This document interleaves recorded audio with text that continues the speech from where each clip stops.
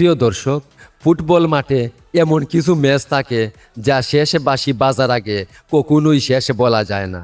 কিন্তু প্রশ্ন হলো, কিভাবে জয়ের কাছাকাছি গিয়েও হেরে গেল সেনেগাল, আর কিভাবে অসম্ভবকে সম্ভব করল বেলজিয়াম। চলুন জেনে নেওয়া যাক পুরো বিশ্লেষণ। বেলজিয়াম বনাম সেনেগাল ম্যাচটি ছিল রোমাঞ্চকর লড়াই।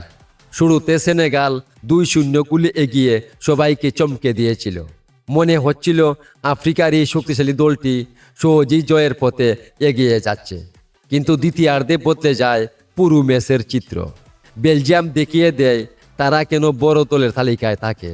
একের পর এক আক্রমণ, চাপ সৃষ্টি এবং শেষ মুহূর্তে দৃঢ়তায় তারা অবিশ্বাস্যভাবে ম্যাচে ফিরে আসে।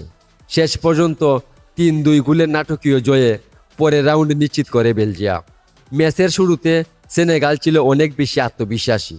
তারা দ্রুত 2টি গোল করে বেলজিয়ামকে কঠিন চাপে ফেলে দেয়। তাদের আক্রমণ ভাগে ছিল দ্রুত, শক্তিশালী এবং বেলজিয়ামের রক্ষণভাগকে বারবার সমস্যায় ফেলছিল। প্রথমার্ধে সেনেগালের পরিকল্পনা প্রায় সফলই ছিল, কিন্তু দ্বিতীয়ার্ধে বেলজিয়াম নিজেদের খেলার ধরন বদলে ফেলে। তারা মাঝ মাঠে বলের নিয়ন্ত্রণ বাড়ায় এবং পাশ দিয়ে দ্রুত আক্রমণ শুরু করে। বেলজিয়ামের সবচেয়ে বড় শক্তি ছিল তাদের অভিজ্ঞ খেলোয়াড়দের শান্ত থাকা। 2 গোলে পিছিয়ে পড়েও তারা হতাশ হয়নি, বরং গোল শোধ করার পর দলের আত্মবিশ্বাস আরও বেড়ে যায়। বেলজিয়ামের জয়ের অন্যতম কারণ ছিল শেষ মুহূর্ত পর্যন্ত লড়াই চালিয়ে যাওয়া। ম্যাচের শেষের দিকে বেলজিয়ামের আক্রমণের চাপ সামলাতে পারেনি সেনেগাল।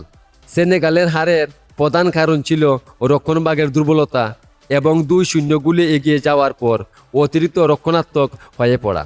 ফলে বেলজিয়াম ম্যাচে ফিরে এসে সমতা আনে এবং অতিরিক্ত সময়ে জয়সূচক গোল করে।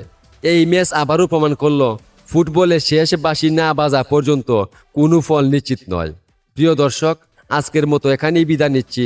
দেখা হবে পরবর্তী কোনো এক ভিডিওতে। ধন্যবাদ সবাইকে।